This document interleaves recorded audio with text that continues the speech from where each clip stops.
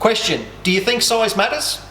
Now I know what you're thinking, so get your mind out of the gutter, and it's not what you're thinking. Have you ever felt? Are you listening? Damn.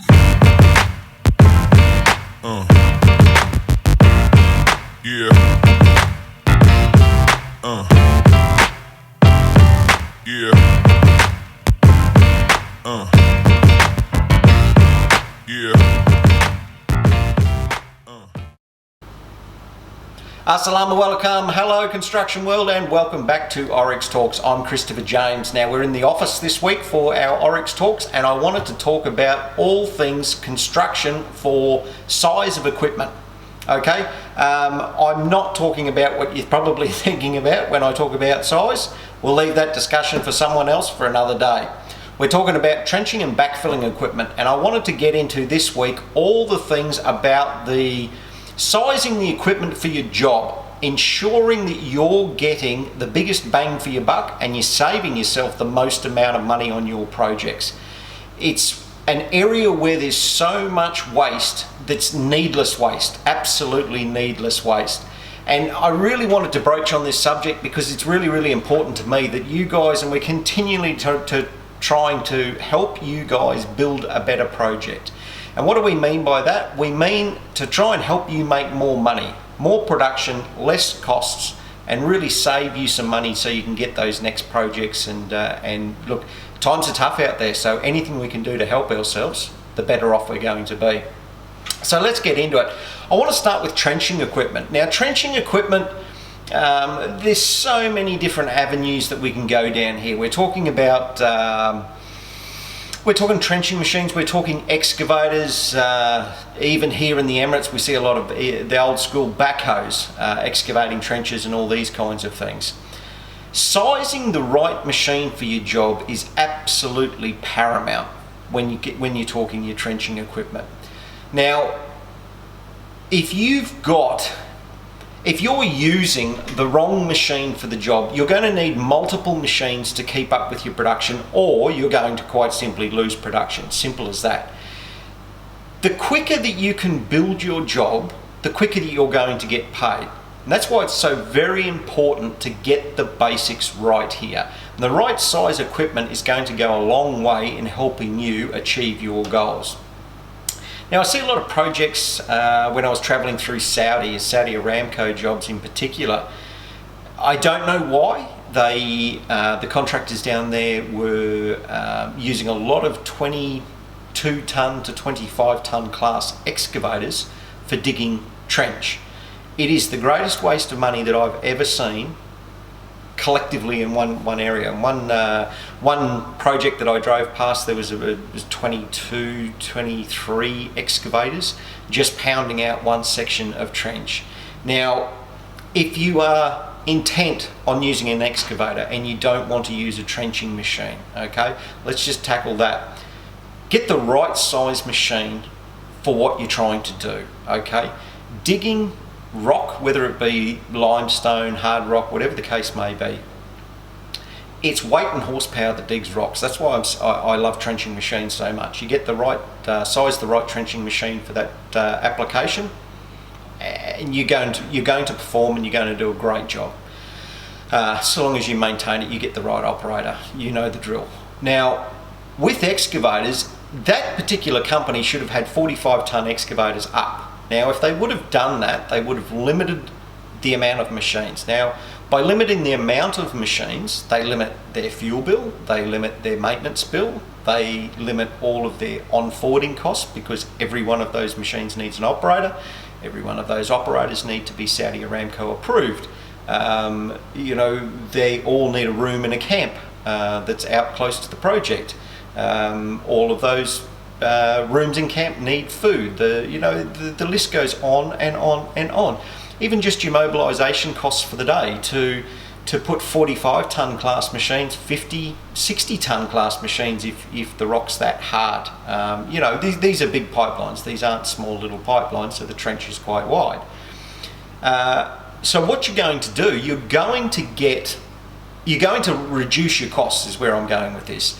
Reducing costs comes in all sorts of different, comes in all different shapes and sizes. Sizing the right equipment for the job that you're doing is imperative when you're trying to save money and when you're trying to build a reputation as well.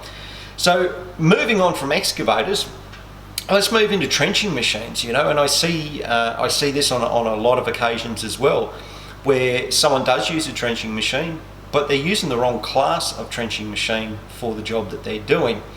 Now, like I said before, it's weight and horsepower that digs rock, and you get that wrong, you're going to have a light machine sitting on rock bouncing away. On the other side of that coin, if you go in to dig a trench and you're using a trenching machine, chain trencher let's just say, and you've got the wrong size bar on your machine, you're going to do more damage to that machine than what you would do if you had the right size bar. What I mean by that is the bar of the trenching machine is designed to have the bar almost, it's not vertical, but it's almost vertical, okay? The reason for that is as the chain trencher is digging, it's digging up, okay? So as it's digging up, it's pulling the machine down, and this is, the laws of physics, shall I say. The weight of that machine digging, and if you put you're sitting down and you put your legs apart and just put your arm in front, that's what the trencher is doing. It's trying to pull the rock up, okay?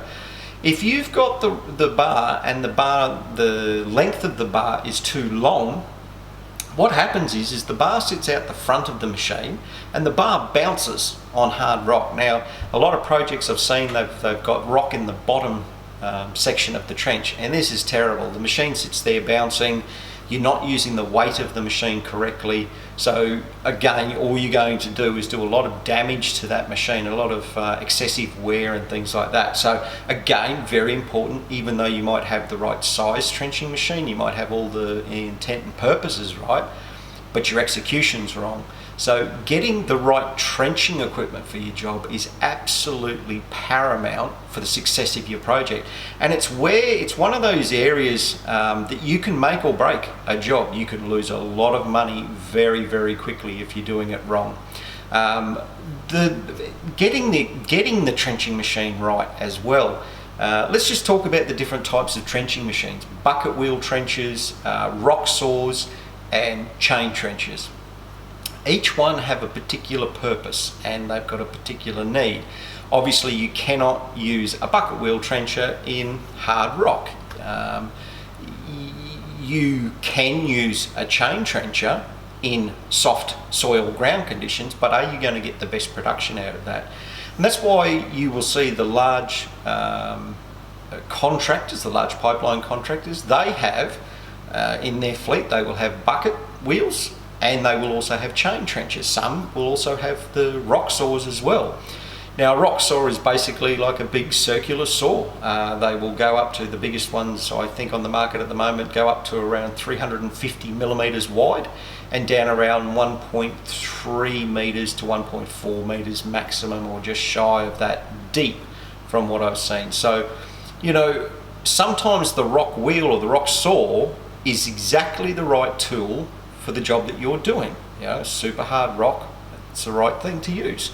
Other times a bucket wheel, if you're working a lot of the sand conditions here in the Middle East, a bucket wheel is the exact machine that you need. Do I see any bucket wheels over here? I personally don't. In 2005, when I worked for a large contractor here, we had a fleet of bucket wheels over here because we were working in a lot of the sand country. I don't know why they're not here nowadays. Now, there are other options as opposed to a bucket wheel, and different chains that you can put onto a chain trencher, but I'll leave that for another day because it is a topic all on its own. For this episode, I really just want to get into the nuts and bolts on getting the basics right for your particular project. It's waste that significantly impacts your ability to earn money when you're contracting, and I get sick to death of seeing it, and it doesn't matter where I go in the world, I see it everywhere. There's particular applications where they have to use an excavator. It's just the contractor's a small contractor, but it's about getting the most bang for your buck and making the most amount of money with that digging equipment that you've got. So choose the right size for what it is that you're doing. If you know that you have some hard material coming up, put the size, go up a class in size of your machine. The more weight and horsepower that you've got, the more breakout force that you've got. So you're going to excavate that material a lot better.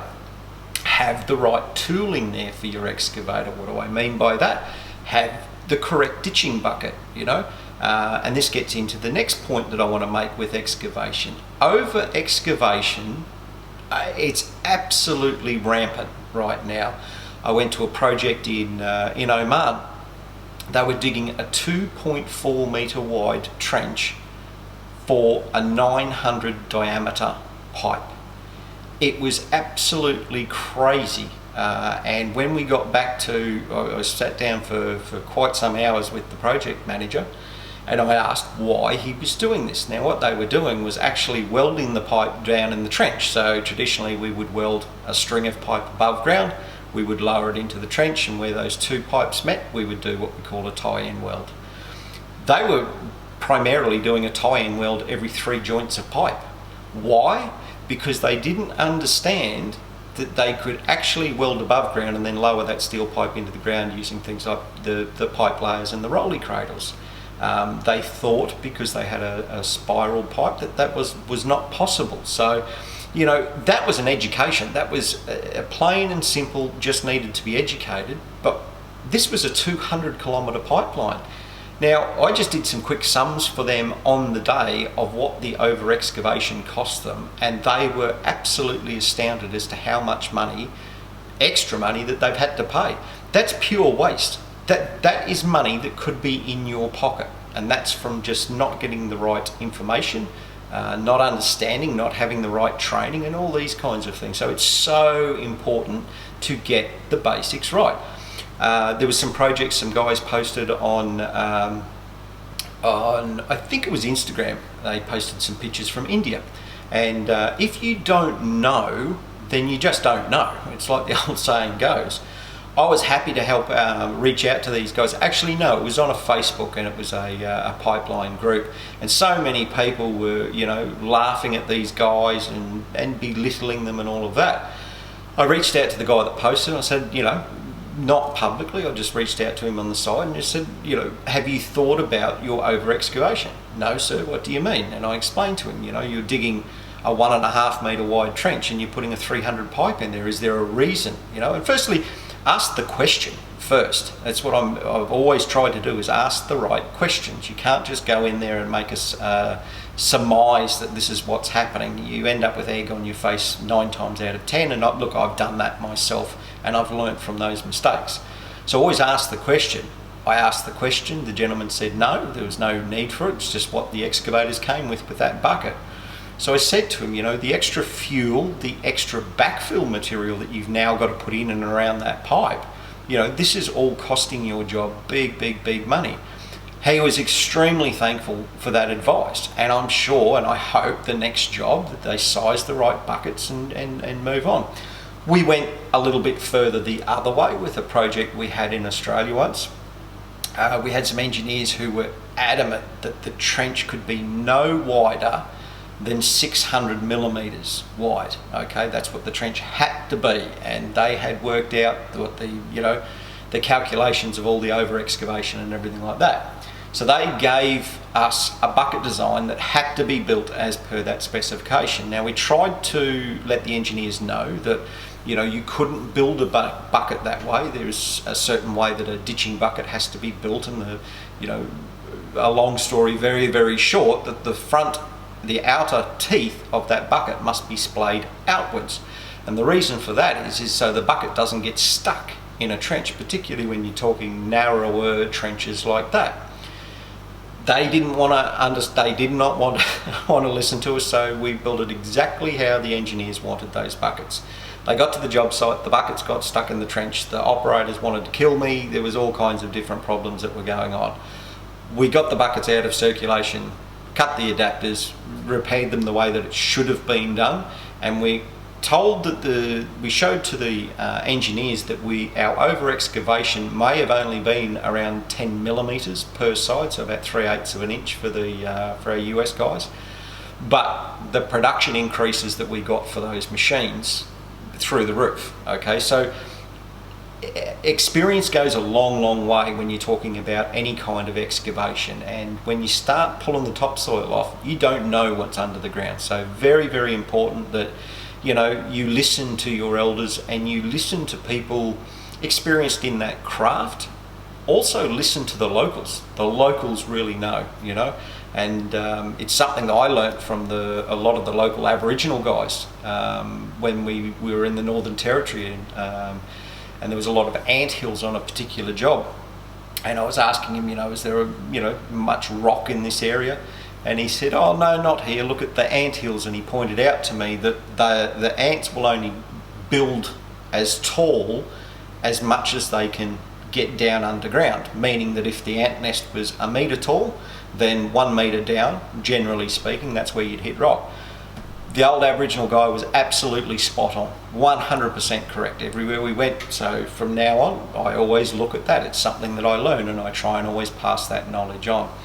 So not only the right size machine, but the right digging implements for that machine as well. Let's get into some harder rock. Are you going to use a ripper?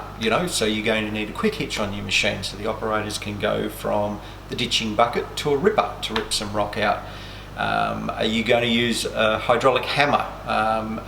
Have you got the right size machine for your excavation? So for that hammer, are you going to use a 20-ton machine with a little top, or are you going to use a 45-ton, 55-ton, 65-ton class machine with a thump?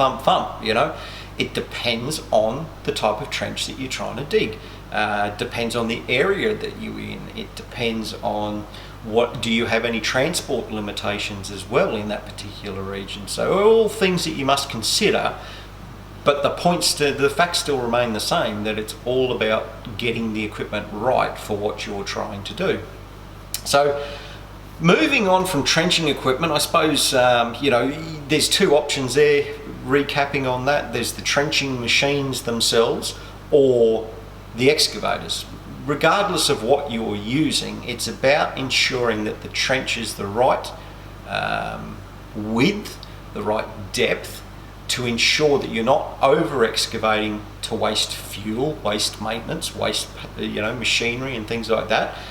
Even logistics, getting your crews to the job site. Trenching machine where you can replace many excavators for cross-country work, but ensuring that trenching machine is the right class of trenching machine. Are you using a chain trencher that could get 1.1 kilometres in really good going per shift, or are you going to put a bucket wheel in there and get 3 kilometres for that one shift? Does your production warrant having 3 kilometres per day? Can it keep up, or are you going to have exposed trench that could potentially get flooded out and things like that? All things to consider. So getting the trenching equipment sized correctly with the right attachments is imperative to save some money here. Now let's go into the backfilling scenario. Once we get into backfilling, there's two areas that I always look at. Is it in situ material? So are we screening the material that's come out of the trench and putting it back in? So do we need a padding machine? Or is it imported material? So are we bringing sand in to backfill that pipe or that cable, whatever the case may be? Now, I'll start with padding machines for using in situ material. The jobs that I've been to have a look at in Saudi Arabia here, they are big pipes. Okay, a lot of the jobs that I've been to are all big pipes, 56-inch, things like this, 48-inch upwards. And traditionally, if it was a company that I used to work for, we would always get the biggest machine that we could to go and do that job. So, Escape SPD 450, something like this. The problem that I see of using that equipment with the contractors that are there, that I've seen at least at the moment, is their production rates are around 200, 300 meters per day of production. It's what they want to run at. I got my own thoughts on that, but regardless, that's what their production rate is for building their particular project. Now, if you're going to use a machine that's, to purchase new is over $1 million US, and you're only going to use it for, I don't know, not even a quarter of the day to do those kinds of figures, maybe a quarter of the day, I think is the greatest waste of money I have ever seen. It really is alarming to me that that's the mentality that's out there. Great that they're using padding machines. I think it's fantastic that they're starting to catch up with this kind of technology. And it's been there for a little while, don't get me wrong, but if you are only getting 200 to 300 meters per day, and that's the production that you want, why are you not instead using a 250 class padding machine, or even Scape's little SPD 150? The reason is, there's many reasons, and transport and logistics in places like Saudi is not an issue. You can put whatever size machine theoretically on a low buoy and away you go. So the logistics is not a big issue, but the fuel, the maintenance, the initial capital expenditure and all these kinds of things, they are seriously significant when you want to make money, okay?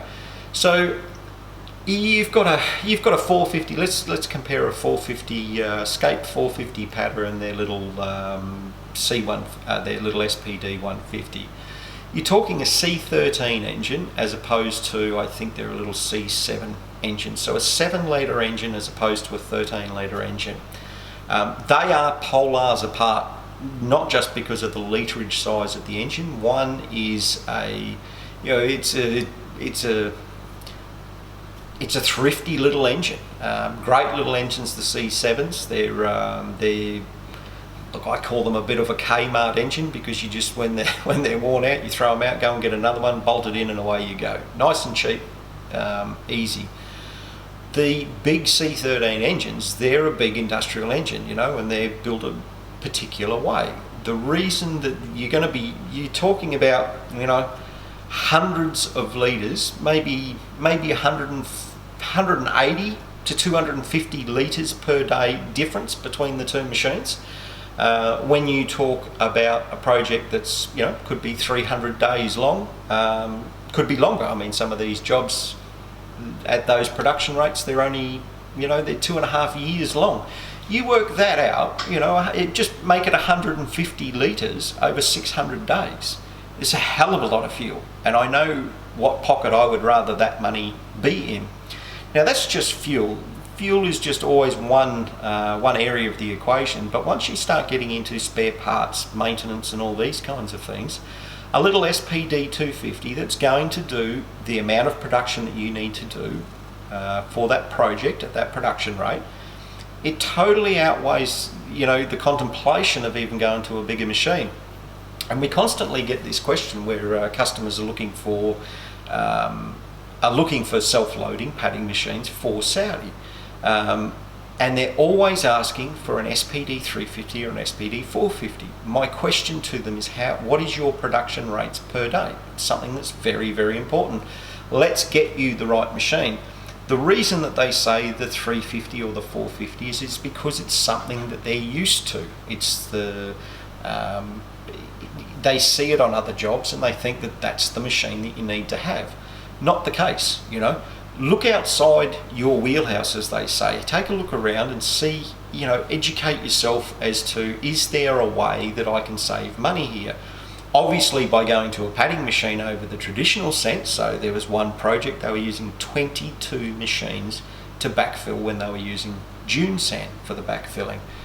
Absolutely madness. You could have replaced it with one padding machine because of the production that they wanted. And that's hand on heart, that is the honest truth. I tried with this one particular customer to explain this to them, but for, you know, the only reasons that I can see is it was pure and utter corruption, that they had people that they were paying off from these other, you know, tip trucks and wheel loaders and excavators and all of that. It's an unfortunate part of working in this region, but it is part that you have to understand. You have to understand that this is the case. So size the machine correctly. By sizing the machine correctly, you're going to reduce so many ancillary and onward costs. You know, not just fuel, but fuel is a big factor. Even if it's cheap in this part of the world, it's still a big factor. When you multiply it, it's a factor of multiplications. When you multiply it by days, then you understand, oh, this is how much money that I could have had in my pocket, you know. So very, very important that you look at where your savings and, more importantly, where your waste is, okay? Once we start getting into imported material, and because even in this part of the world, there's, you know, a lot of the pipelines here, they still use dune sand for backfilling, and, you know, it's a great medium. It's what we used before the padders came along. Not so much dune sand, but we were using sand. So if you're going to do that, and we'll go back to that job that we looked at with 22 pieces of equipment for backfilling. It was absolute madness, absolute madness. Now, if they wanted to use the dune sand, we could have replaced it with 3, I put 4 in there just as a backup. If they wanted to use the dune sand, 4 of our places. Now, these places, if they would have used them, you going from 22 machines to 4 machines in total. That's it, that's everything. Now, I know where I want that extra money to come into, and that's my back pocket. You know, if I'm contracting, I'm looking at every area where there's waste or the potential for improving production.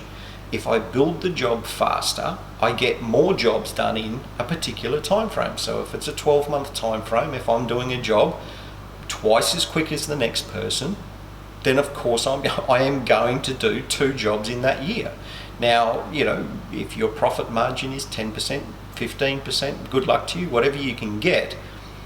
Multiply that over the 2 projects. You know, it's so important. The faster that you get your job done, the more projects that you can do. The faster you can get your job done at a quality level and a safe level, you're going to build your reputation. When you build your reputation, that's when the work comes to you, and that's what everyone should be aspiring to, no matter what they do in life. But you should want the work to come to you, okay? Reputation is what does that. So build that reputation, work on it. Don't be like the other people that you see, and you just see people doing that, so that's how it must be done. There's so many tools that we can use these days, you know, the internet, things like YouTube, videos like this. Use it. Pick up the phone. Chris, how can you help us? This is a job that we're doing. I'll let you know. I'll let you know how we can help. There's been a customer that we've had here in the Emirates. They reached out to us. We met just by random one day, and we had a really good conversation, and they asked what I did, and I brought up about the slingers and the places and all these kinds of things. Now, he worked in a different division, but this particular company they're always trying to better themselves. They like to use technology, so they say. It's part of their corporate policy that we must look at what we're doing and constantly improve and everything like that. Now, what they were actually doing is they were using managers from different areas. So they had all, you know, they weren't just pipelines, they were, you know, building buildings and roads and all different kinds of things. So this particular manager had to go to this pipeline project, 268 kilometres they were putting in the ground, here in the Emirates it is, and took a helicopter view at it and looked at the areas where they could improve. He said, Chris, you know those slingers and the places that you were telling me about? Can I show you some footage of the job site and let you know what they're doing, and can you tell me if this would work? I looked at what they were doing and I said, very quickly, yes, 100% we can help you, okay? Get me some figures, get me some data, and let's work through this problem. So we went back and backwards and forwards, and I said, look, we do that kind of work all over the world. That's where we have, you know, a lot of success at saving a lot of money, and we're working somewhere around 10 times faster than what you're currently doing. So we're going to backfill that pipeline 10 times faster than what you're currently doing. Okay.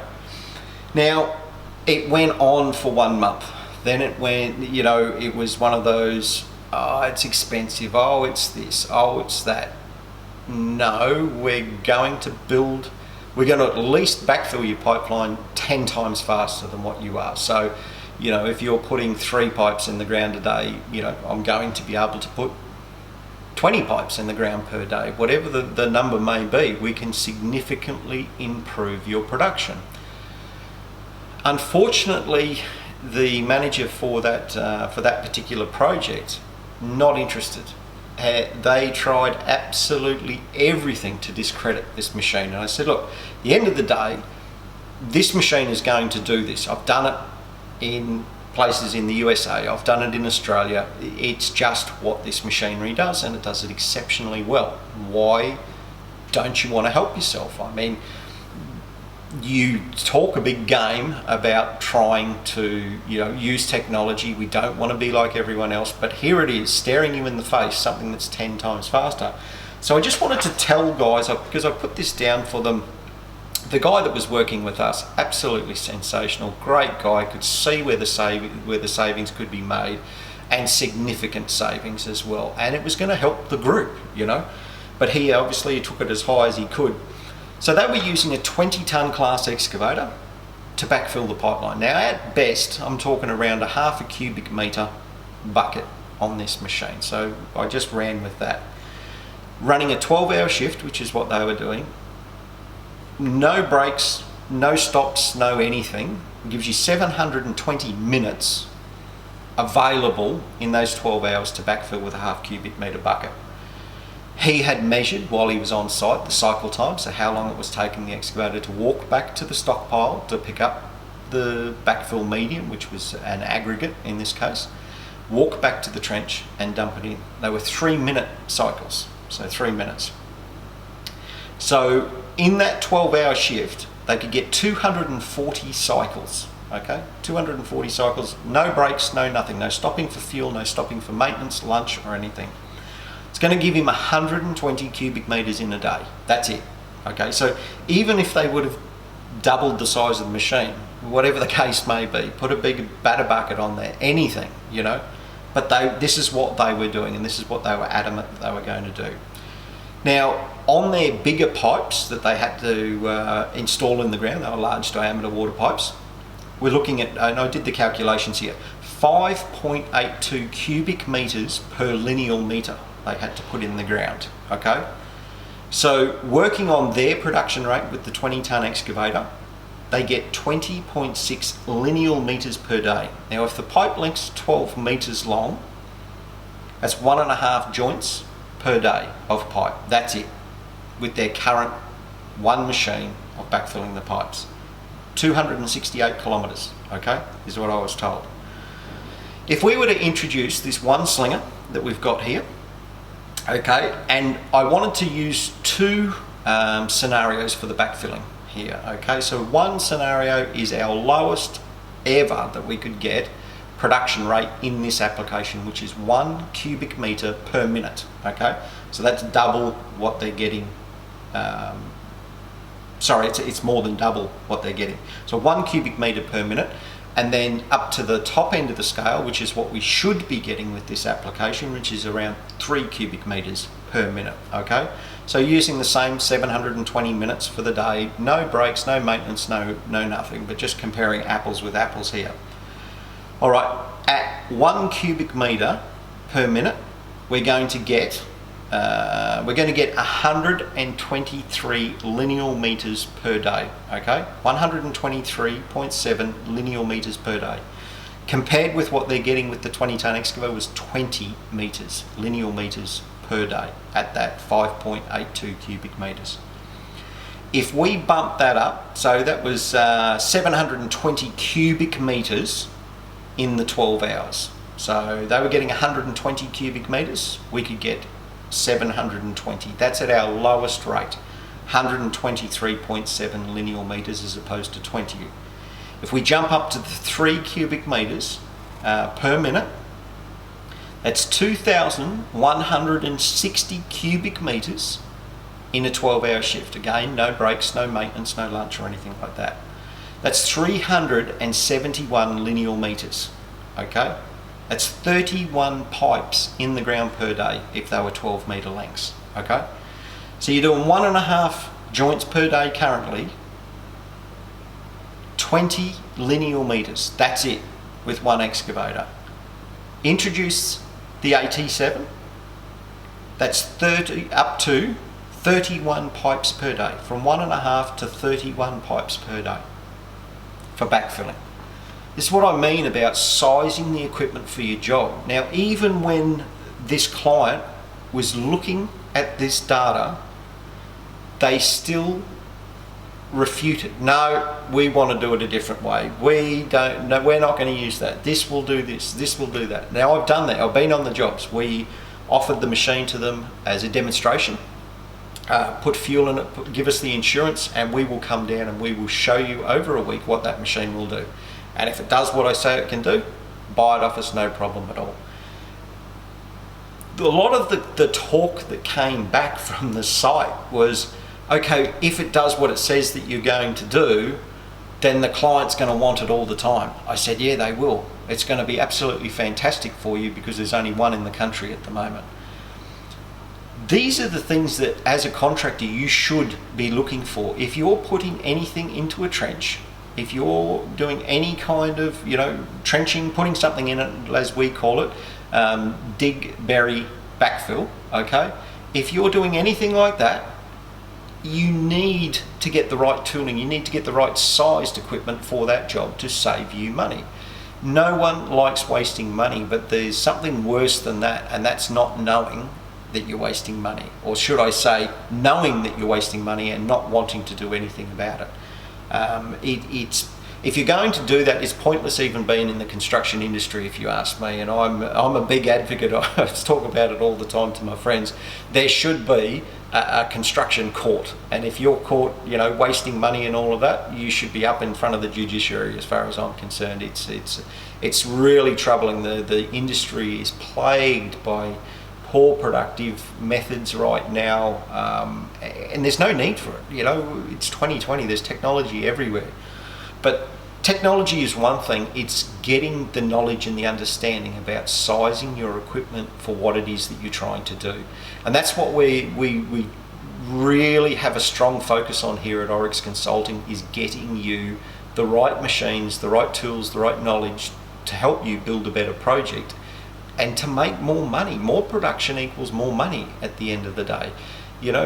If you're doing the same production as the competitor, as the next competitor, as the next competitor, the only thing that sets you guys apart to your client is your price. That's it. They can talk about all different kinds of things with safety and all of that, which is extremely important, don't get me wrong, I'm not talking about that. But the only real thing that separates you, if all the other parameters are the same, is your price. So you've either got to drop your pants or give the job away. I mean, that's where you're at.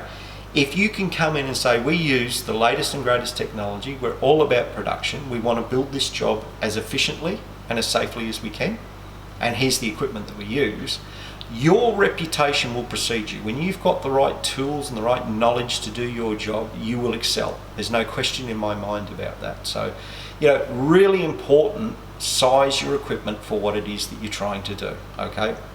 And there's a lot of different things, especially when you're putting cable in the ground, where you can have single pass equipment and all that. We're not going down that path. We'll save that video for another day as well. But if you're trenching, get the best tools that you can to help build that job as efficiently as you can.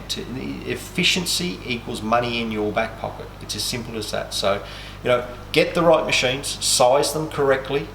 Get the right knowledge and the right know-how to help you with that as well. Now, that could be purchasing a machine. It could be just, Chris, we need to employ you for a day to give us some tips on getting the right trenching machine for this project that we've got coming up. Whatever the case may be, we're here to help you, to save you some money and get your production up. Okay, so very, very important for us, and I hope it's very, very important for you guys as well. So something near and dear to me is just watching waste, because it's just money. You know, you wouldn't open your wallet and just throw the cash out the window. Maybe some of you would, I don't know, but that's what you're doing. If you haven't sized the equipment correctly for what it is that you're trying to dig and put in the ground and backfill, then you're wasting your time, you know. So don't go and buy a $1 million machine when a $300,000 machine is going to do exactly the production that you need to do. So very, very important, guys. And throughout this, throughout any of our videos, if there's anything that you need further information on, you know, get in touch with us, leave us a message. If you're seeing this on YouTube, just drop a message down there. I always get back to everyone. LinkedIn, you know, by all means, direct message me with some questions. You know, even just asking a little bit further information about how it is that we can help you to save you some money. So look, that's the video for this week. I hope you've enjoyed it. I hope it's brought some kind of knowledge and a little bit further information to your world. That's what we're always trying to do here. And as always, you know, follow along, leave a message. Don't forget to hit that subscribe button and the notification bell so you keep updated with all of our new videos that we're putting out there as well. So we could be up to 2 videos a week at the moment, because we've got Lindsay's videos as well for Oryx Care, which is all about the mental health and the mental strength of your work crew, which again turns into profits because you've got a productive, healthy, happy, safe crew. Okay, so until next week, guys, I hope that's helped, and I hope that's answered some questions for you that you've ever been wondering about some of the backfilling equipment that you see around the place, or any of the places or slingers and things like that. So thanks again, guys. Have a safe week to all, and be good and be good to one another. Much love.